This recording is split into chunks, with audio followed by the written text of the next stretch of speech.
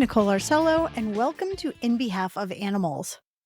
The world is always changing, and right now it's changing at a faster pace than ever.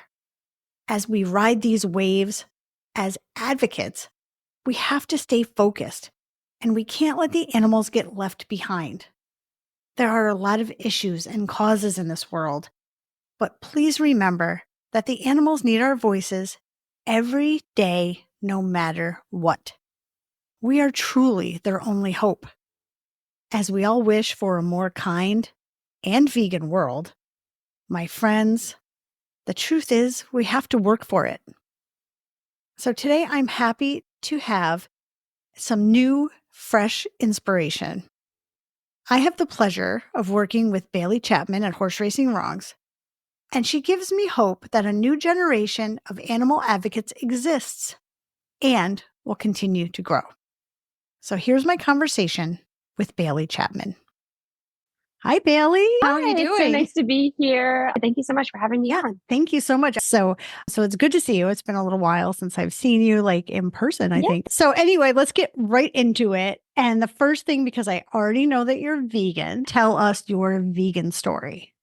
All right. So mine isn't some overnight huge drastic change that just happened. I hear a lot of times people saw a documentary and just immediately dropped everything. Mine was more of a personal discovery just because I had never known anyone who was vegan. I wasn't surrounded by vegans, nor had I ever even met someone who was vegan. So it all started out, I think it really started out with my bunny, Willow.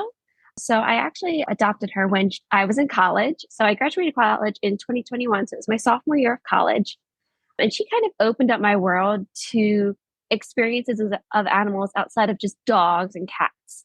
I had always been a huge animal lover. I had always grown up with, animals in the household, but having a rabbit, and spending time with her and really, developing a deep emotional bond with her really opened me up to the exploitation of animals. Mm-hmm. I thought, look at this little animal who I spend so much of my time with, who I have a deep emotional connection with. And she and her, animals of her species are used in animal testing, are used for meat, are used for fur, are used as entertainment. And I think that rabbits really show the extent to which humans have, done serious harms to animal kind. So I first, dabbled in, let me only use cruelty-free cosmetics and cruelty-free skincare products. Being at college, I also had experimented a little bit with not eating meat. It had originally just been because I was a little grossed out with some of the, meat that was offered at our college cafeteria. And eventually, I was just eating burgers and hot dogs. And I was like, you know what? Why am I eating this? If I am grossed out by it, only picking and choosing certain ones because they seem less gross, let me just not eat it. And that combined with, spending a lot of time with my rabbit who lived with me at college in my dorm really kind of forced me to do a deep dive into my relationship with animals, not just the ones who I, live with and coincide with, but the ones who are on my plate, the ones who are experimented on for our products, the ones who are viewed as entertainment. So it really made me have that deeper, dive. So I spent a lot of time on social media, and that was really my main outlet for and tool for research. I was looking at a lot of posts from PETA on Facebook and on Instagram, looking at YouTube videos, and really just having a self-guided journey into what is it to be vegan? How do I have a more ethical relationship with animals? Because my entire life I've loved animals, but that love was only extended necessarily to animals right in front of me or the animals that I was physically beside, within my house. So spending time and having that emotional connection with my rabbit Willow really forced me to reconsider my relationship with animals. My first ever dive into activism was actually before I was even vegan. I was a vegetarian at the time, and it was the summer before my sophomore year of college, before my junior year of college, I believe. And I had gone to a restaurant in Baltimore, Maryland. It's called Golden West Cafe, and they had vegan options as well as, I guess, your meat and your dairy options. But I was dating someone at the time and I was like, well, let's go try this out. I had never been to a restaurant that had vegan options. Let's go see what it's like. And there was a flyer on the door to the restaurant, and it was for the National Animal Rights March in Washington, D.C. And it was in the August of 2019 that it was scheduled. I took a picture of it and I went on the website when I got home, looked at the Facebook event, and I was like, you know what? I don't know anyone who's going to be there.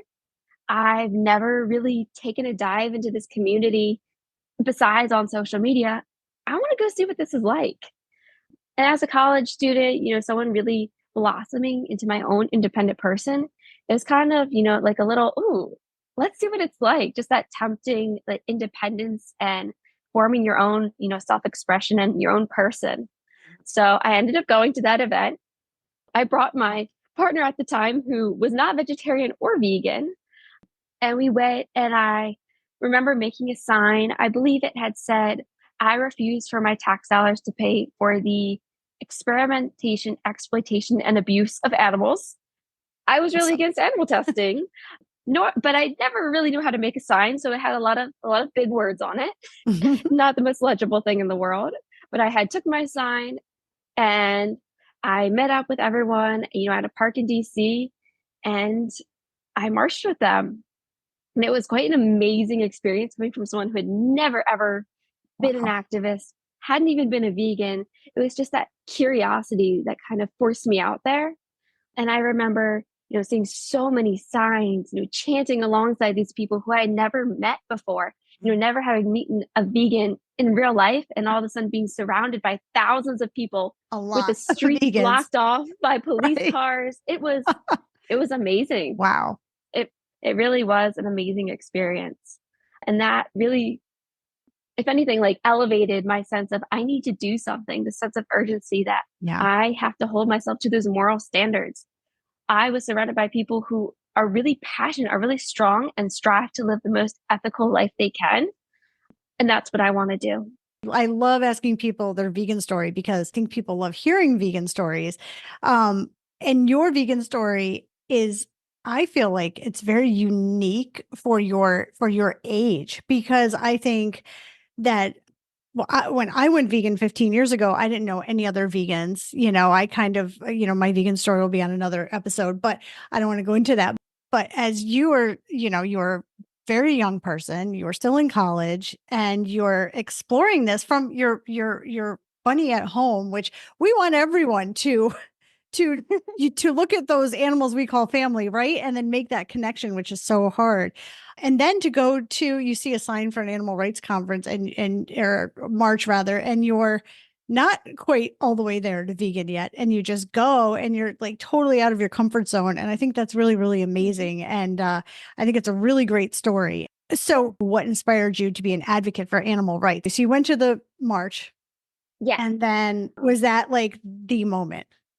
Was that it wasn't the moment, because it still took me until I believe November of that year. So the march was in August, and it wasn't until November of that year that I went 100% vegan.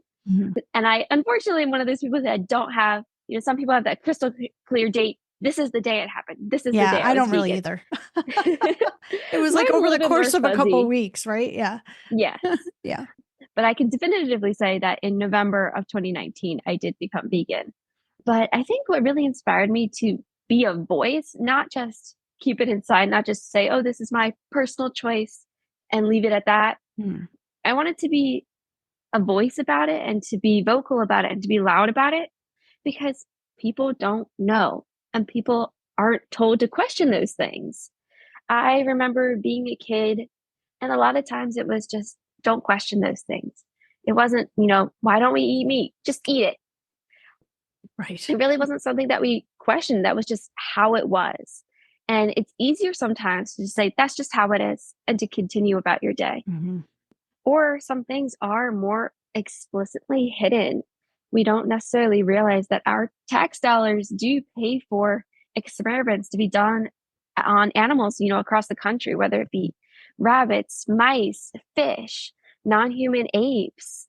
So many animals are, shuttered into laboratories where we can't even see what's going on. And this is what our tax dollars pay for. And same with farmed animals. I think that we don't necessarily see the extent of it because it Mhm. is behind closed doors. Right. My grandparents live out in rural Maryland, and I can remember driving there, since I was little, that 2 hour or so drive, through Mhm. farmland. And I'm like, oh, there's the cornfield, there's the soy field, but you don't see the chickens. And that's because they're a mile away in Mhm. these giant industrial sheds. You wouldn't think that there's millions of lives in there. Mhm. So I think I wanted to become a voice because one, we were told not to question it. And two, Right. it's so hidden. Once you know these things, how can you be quiet about it? Right. Once you Um, know, right? So, yeah. so you're half my age. So I love this because I think you're half my age because I'm going to be 50. So I think you're around 25, I think, Yeah, right? I am So 25. okay, so this I love this because you have different perspective on things. As and I wasn't that young when I became vegan. I was 35. So what who do you see when you're at events, when you're doing different kinds of activism, whether it's and we'll get into some horse racing wrong stuff later, but whether it's a horse racing protest or vigil at a slaughterhouse, I know these are a few of the things you've done recently, or any other kind of protest. I know you were in Florida earlier this year and you did a protest there. But who do you see around you? Do you see people your age around you? Oh, that's a tough question. Mm.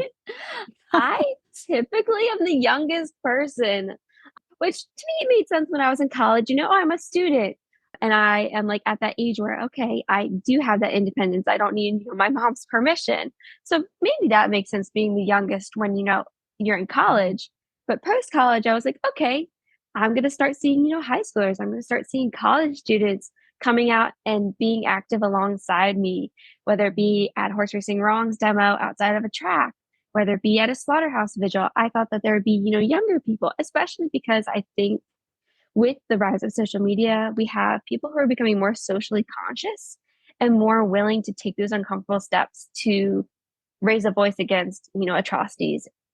But Mhm. I happen to just see people who are older than me. Not that there's anything wrong with, seeing a variety of people in age. It doesn't matter whether you're 80 or you're 50 or you're 25. Mhm. But I don't typically see people younger than me. I see men, I see women, I see people of a variety of religions and backgrounds and races. But I don't typically see those high school and college students who you would think would be, wanting to challenge those norms, wanting to stand up and put themselves on the front lines, boots on the ground activism. Mhm. And that's something that I really do want to explore. I want to encourage people to do. So, what would you say to people in early 20s and college age, high school? What would you say to them? And maybe you can kind of, like talk about maybe why you think that they're not coming out. If we don't know, we can't read people's minds. But what would you say? What would you say to them, like to get them involved? And how can we get them involved? Younger people.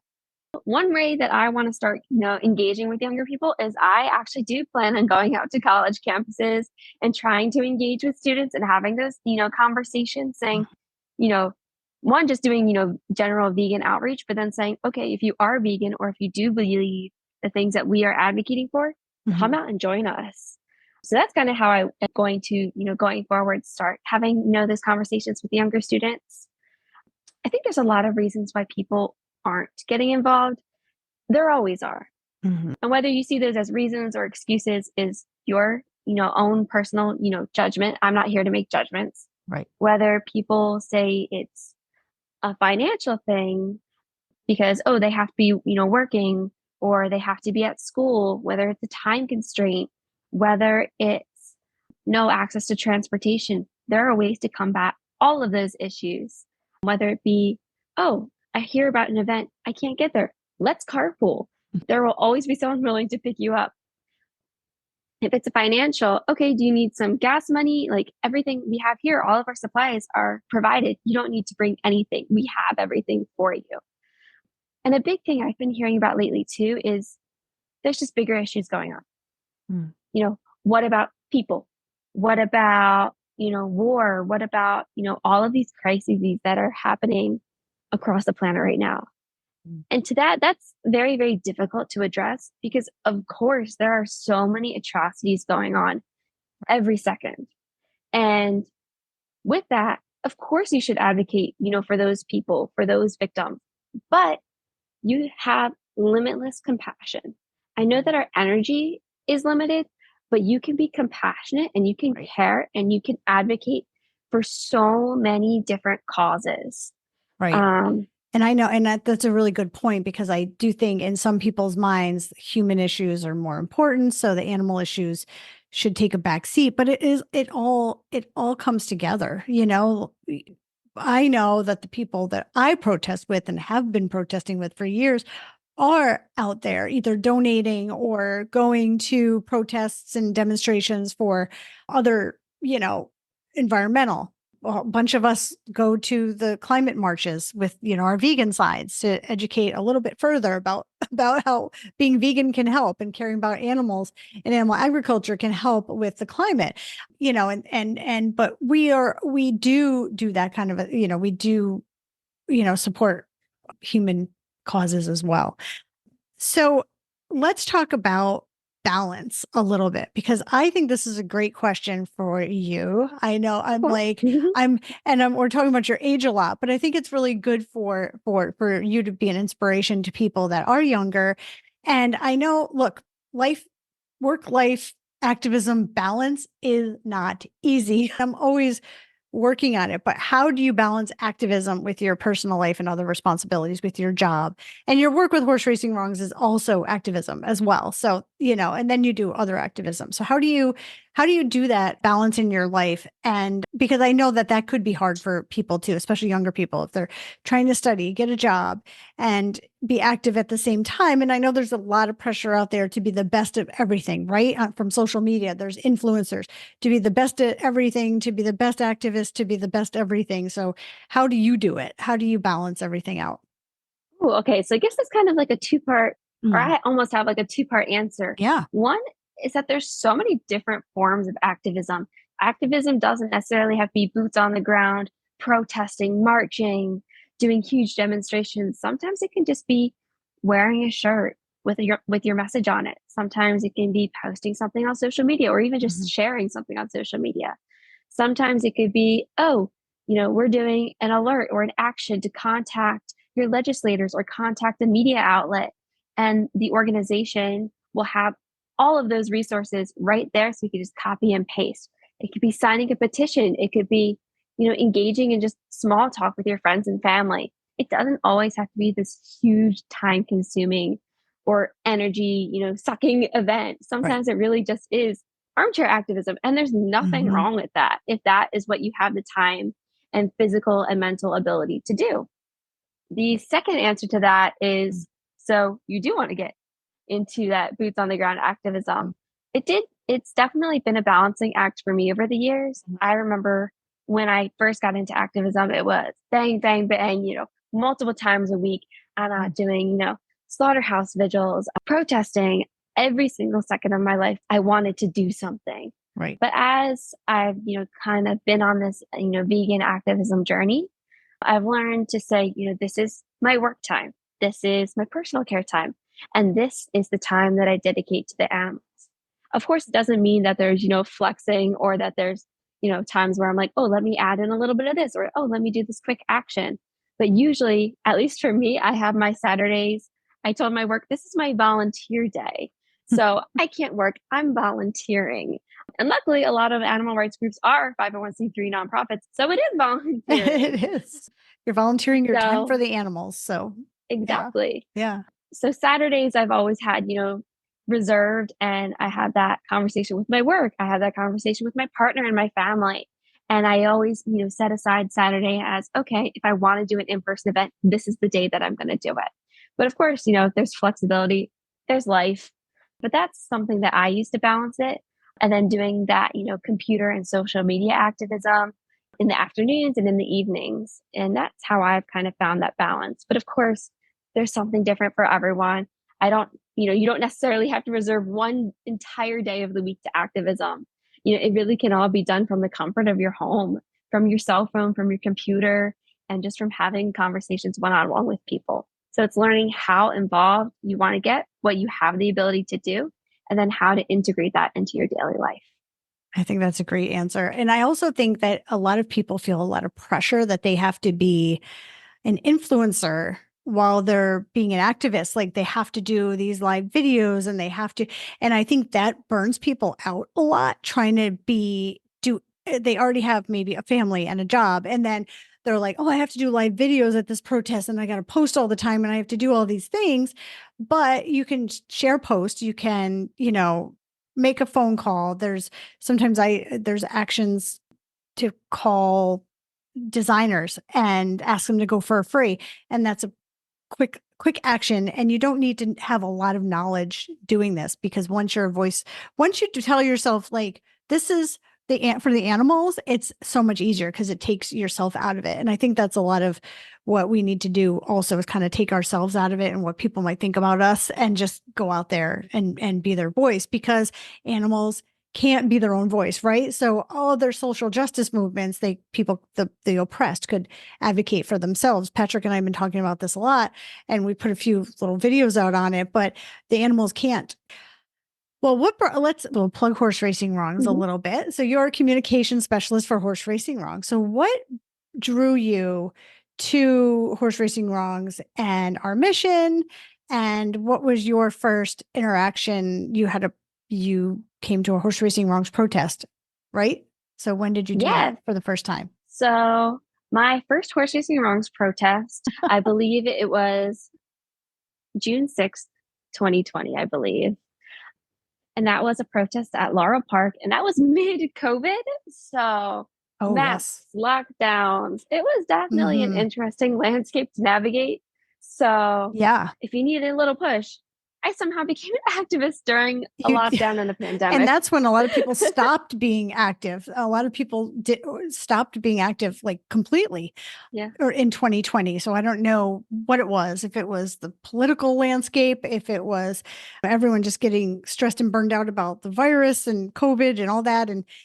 So that's a really interesting time for you to really, to come out to a protest there. And I want to point out, when you went to the march, you weren't vegan yet. So I want everyone listening to always remember that everyone is welcome at a protest.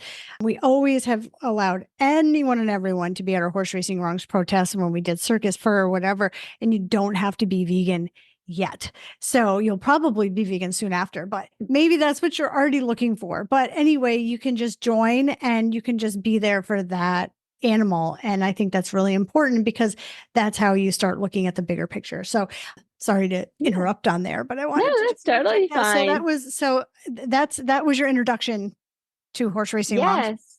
I just happened to stumble upon it. I don't know how, but I just happened to stumble upon it on Facebook. I guess it was kind of because I, kept searching and was trying to, immerse myself in animal activism and veganism. And I think that somehow Facebook algorithm just and slid it right into my feed. And I did not know a single person. I did not know the organizer. I don't even know if I was familiar with Horseracing Wrongs yet. But I was like, oh, that's, somewhat close to where I live. Let me go and try it out. And I actually met an amazing, amazing group of individuals. I met the person who was ultimately my mentor, Jennifer Sully, who organized that protest. And the very next day, she invited me to National Animal Rights Day. So it ended up going from one Horseracing Wrongs protest to a whole weekend of activism. Awesome. But that was my first ever experience with Horseracing Wrongs. And since then, it's been really a great journey.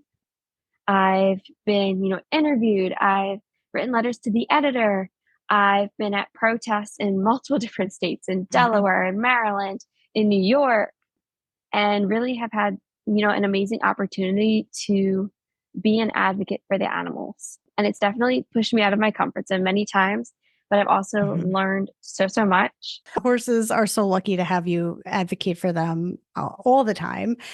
So what tips do you have for people who, well, we've already talked about it a little bit, but like people who want to be active, they want to advocate more, but they don't know what to do. I'll give you a couple questions. So say someone said, well, I really would like to go to a protest, but I don't think it's effective.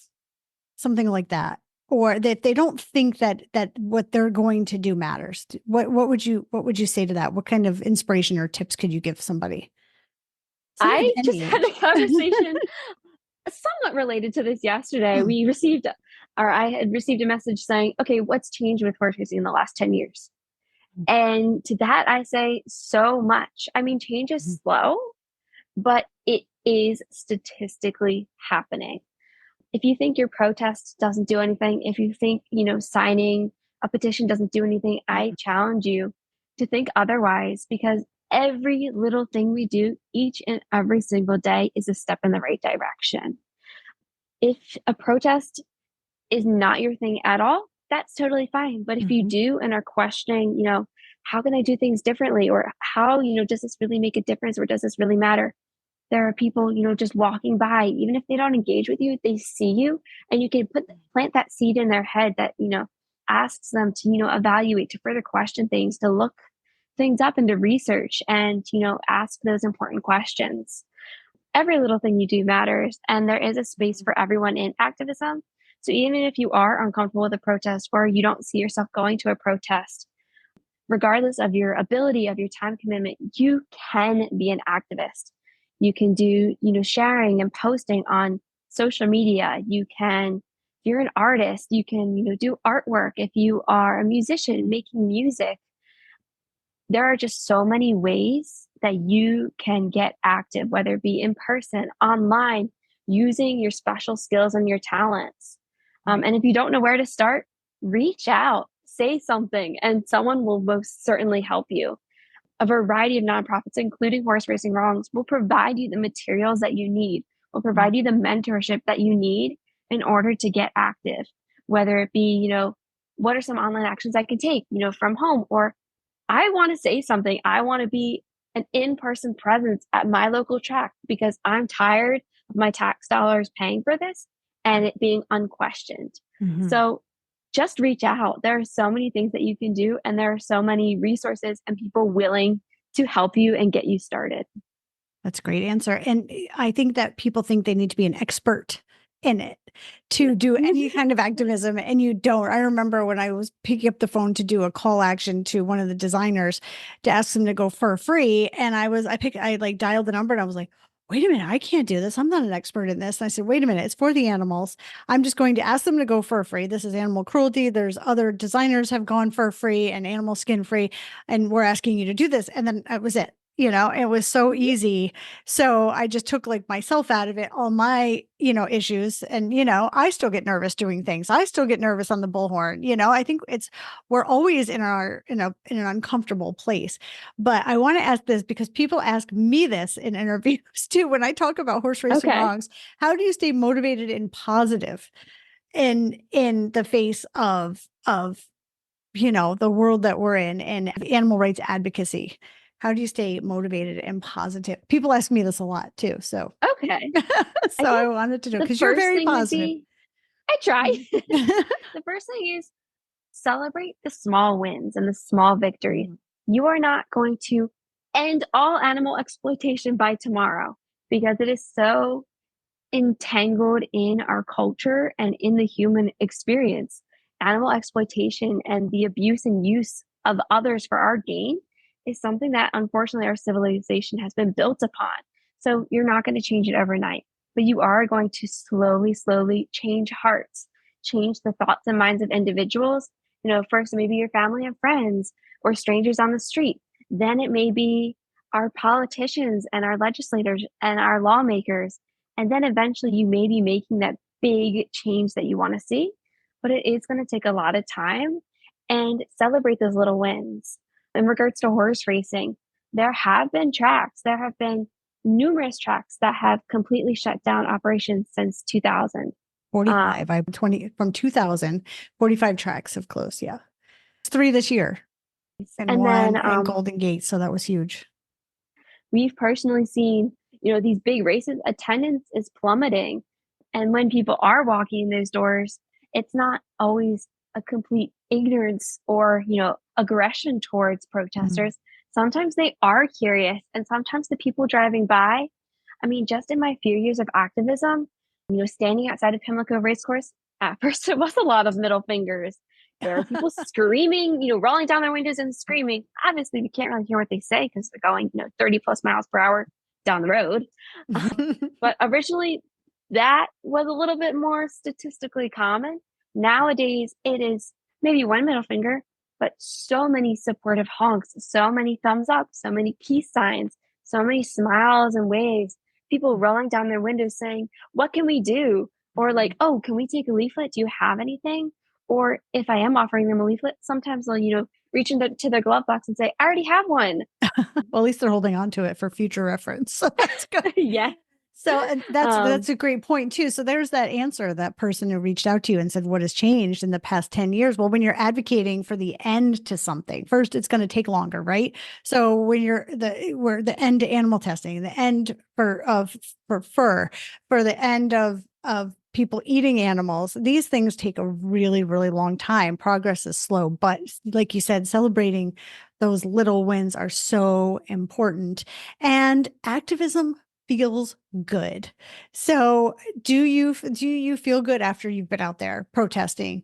And I think a lot of people, they don't know how good that feels. And that's, hey, we can be a little selfish and want to feel good, right? So Yeah. it does feel good to be out there holding a sign or, doing a speak out and educating people. And I think that's really important too. Yeah. And I think And it's certainly uncomfortable in the moment. Like, you're going to be scared, you're going to be anxious. Those are mhm, normal human experiences, mhm, especially when you're putting yourself out there and challenging, social norms. mhm, But I think obviously you're going to feel a lot better if you're actually using your voice than just bottling up this feeling saying, mhm. "I see the oppression that animals are experiencing. I am aware of what's going on in factory farming, of what's going on in laboratories, of what's going on in the horse racing industry." Mhm. And staying silent and just keeping all those truths, just locked up away and not saying anything, that's certainly not going to make you feel any better. Knowing and holding on to these truths isn't going to change things. Right. To make change, we have to share the truth. We Mhm. have to educate. We have to advocate. We have to make people aware. And I think in doing that, that is how we instigate change, Mhm. not just saying, "Okay, I know these truths," but to say, "I know these truths and I need the world to know as well," because this industry and all of these industries flourish under, people's blindness, under the fact that people are willing to not question these things, Right. but to have those hard conversations, to question these things. It makes you feel good because you know that once people are aware, they don't want to support it. And Right. you are directly fighting the enemy, in the industry by telling the truth, by saying, "This is what they're covering up from you. This is what you're Mm. paying for. This is what your tax dollars support." Now that you know, what are you going to do with that information? And how are you going to use that information to better be a voice for the animals? Thank you so much. Is there anything else you'd like to share with our audience today? Oh Any gosh, there are so many anything? things that I I could know, say. any inspiration or any, I always like to let vegans know that, you can save more animals by being active and putting yourself Certainly. out there. And if you find yourself complaining about an industry that hurts animals, there is something you can do. So take the complaint and turn that into Certainly. action. But is there anything else that you would like Yeah. anyone to I mean, know? I guess Anything we reflecting didn't off of talk about? that, I mean, all I can really do is reiterate, get Mhm, active, mhm, be uncomfortable, put mhm, yourself in situations that you normally wouldn't be in. You see a sign for a march, go to that march. Even if you aren't fully vegan, even if you aren't an activist, you are welcome in these spaces. mhm. We will give you the Absolutely. materials and the strength and the compassion you need to feel welcome and to feel like you can be an advocate for the animals. Because like you said, animals can't, go and lobby for their rights. They can't go and hold their abusers accountable in the court of law. Right. That is what we need to do. And we Mhm. need to hold these abusive industries accountable for what they have done to the animals. And knowing these truths, knowing how these industries function and flourish, especially under, people turning a blind eye or, throwing a sheet over and walking away. We need to pull back that sheet and we need to show the world and we need to advocate. So, whether, regardless of your ability, regardless of your time commitment, you can do this. Just reach out and we will gladly invite you into the world of animal activism. You are That's needed, right. you are wanted, Mhm. and The let's animals start. need you, right? Yes, And yes. it's not easy. It's not easy for me all the time. I know it's not easy for you. It's not easy. We're positive people, you and I, and we do stay positive. We are motivated most of the time. And I think that people just think it comes naturally, but it really doesn't. It's a really, really hard thing to do. So if somebody right now said, I want to learn more about being vegan, I want to learn more about, give me a couple books or documentary or something that maybe somebody could go watch right now. If they're watching this on YouTube, they can go in the YouTube search bar and find something. What would you recommend right Okay. now? Well, look, you happen to see my bookshelf right behind me. I have a whole assortment. There are so many different materials out there, whether it be videos, books. I recommend, I will always recommend Earthlings Mhm. and Dominion. Those are two great documentaries because they, really unveil the truths of these industries. Mm. They're hard, but it's the truth. And we Mhm. need to see the truth, especially if this is what you are, financially, paying for, or if, this is what you're consuming, this is what you're putting into your body, you need to be aware. Mhm. So those are two great documentaries. I always advocate for reaching out to nonprofits, whether it be Horseracing Wrongs, whether it be PETA, whether it be a local or a grassroots organization. Mhm. Reach out, use any of those resources, especially, because there are so many free resources.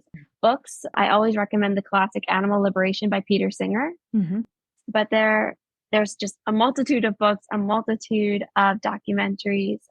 There's so many Or resources just out there. Google how to go vegan, right? There you You'll find go. something good, right? Um, Most certainly. so thank you so much for being on the podcast today. Of And course. it was so great to chat with you. And we will definitely put some of that information in the show notes. And thank you so much. Great. Thank you so much for this opportunity. Thank you. All right. Bye. Bye.